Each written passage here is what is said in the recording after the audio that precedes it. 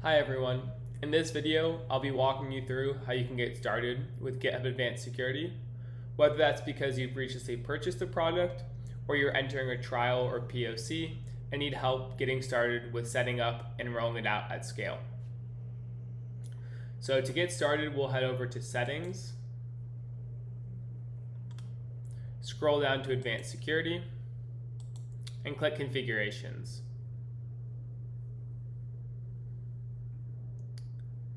So in this video, we'll be creating a security configuration which allows you to enable GitHub Advanced Security at scale across an organization, selecting which features you want to turn on and what repositories you would like those to be applied to. So we'll create a new configuration and we'll select a custom configuration. We'll give it a name, and now we can get started.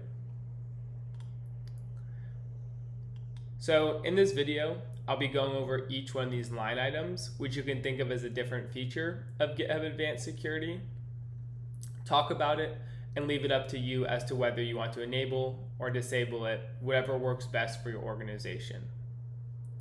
So the first section we'll see is secret scanning, and that's where GitHub Advanced Security scans your entire Git history for leaked secrets.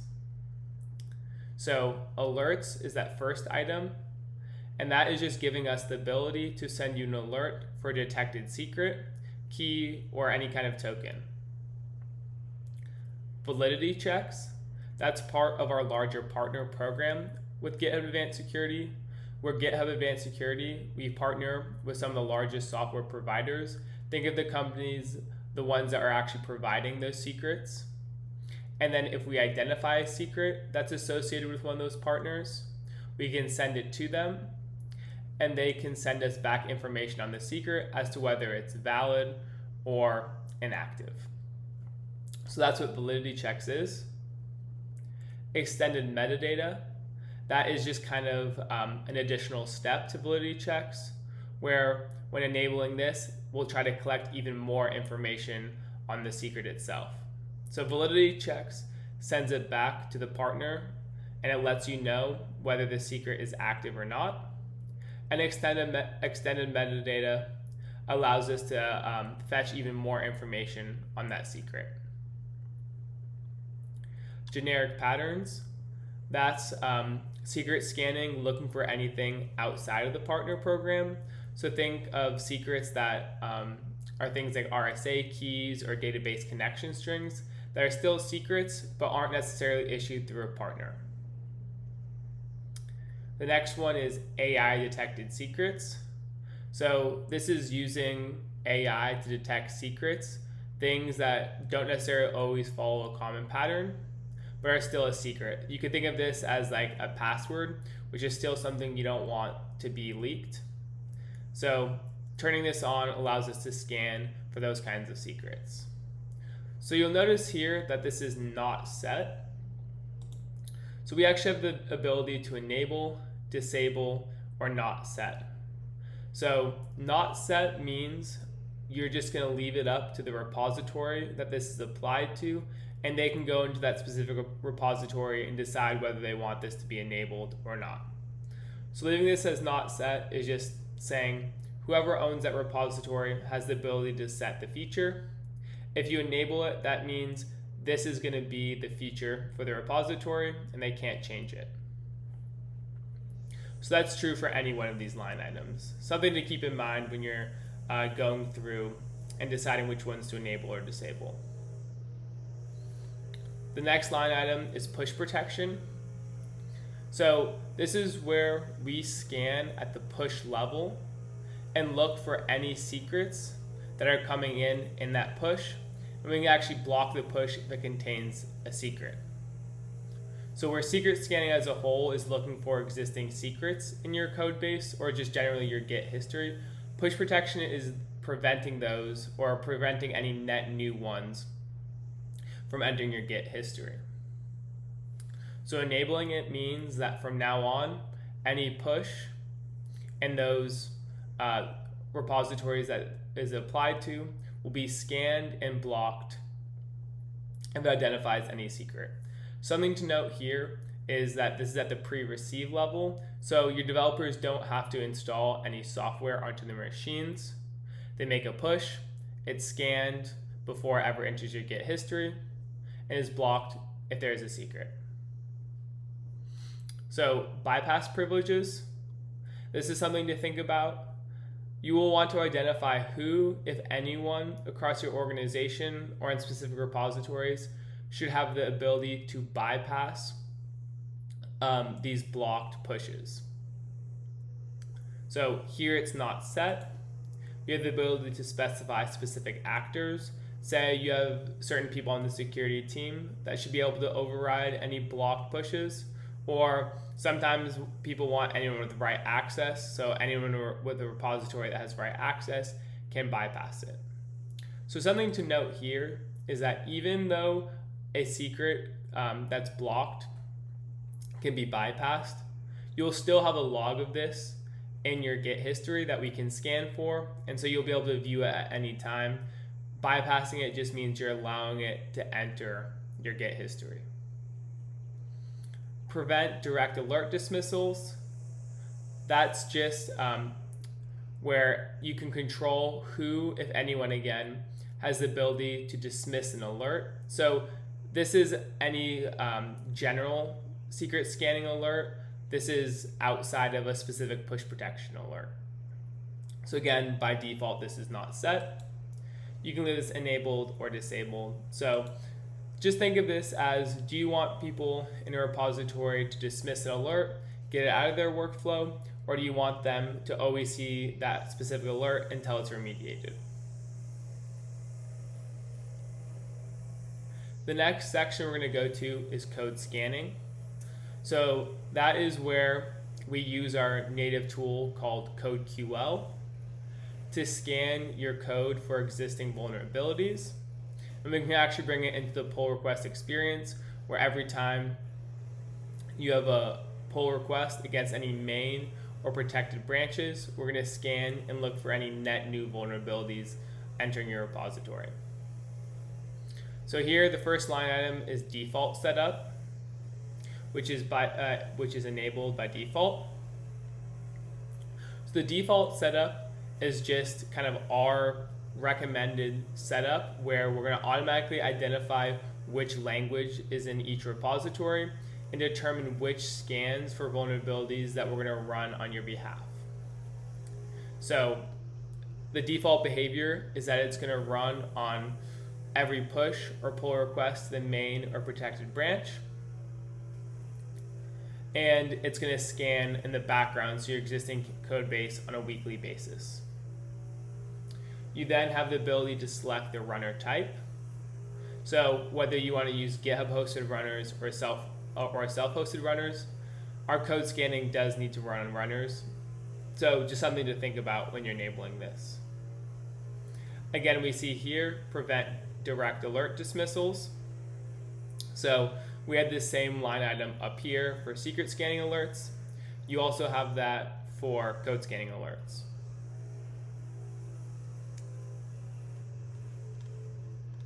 The next section is dependency scanning.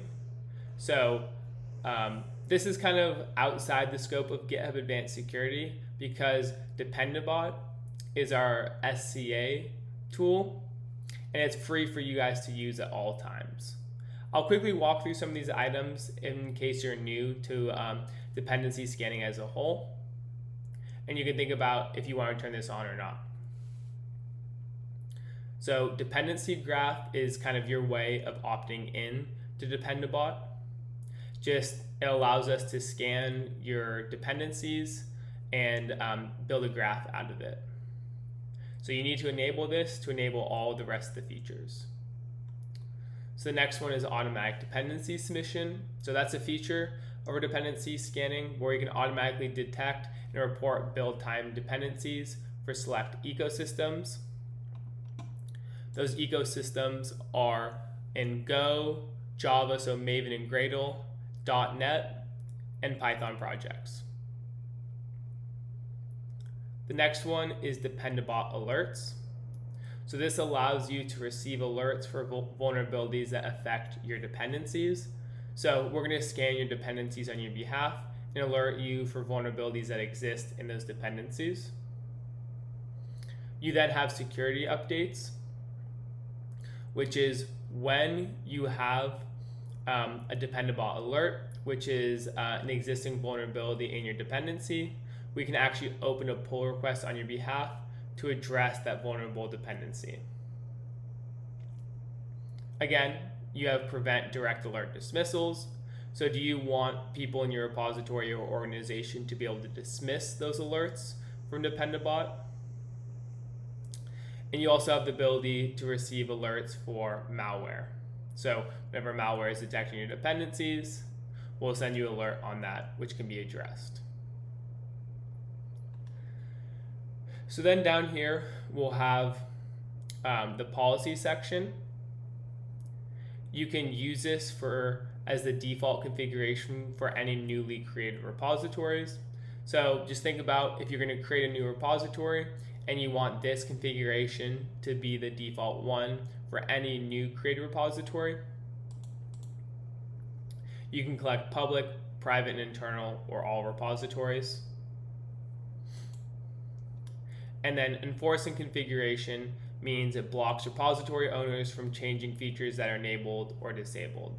So again, that is when we talked about being not set. So leaving not set means repository owners still have the ability to change or enable this feature. So in this example, security updates for dependency scanning is left as not set. So even though the configuration is enforced, not set means we're still leaving it up to that repository owner to decide what that feature set will be for the repository. So we can save the configuration.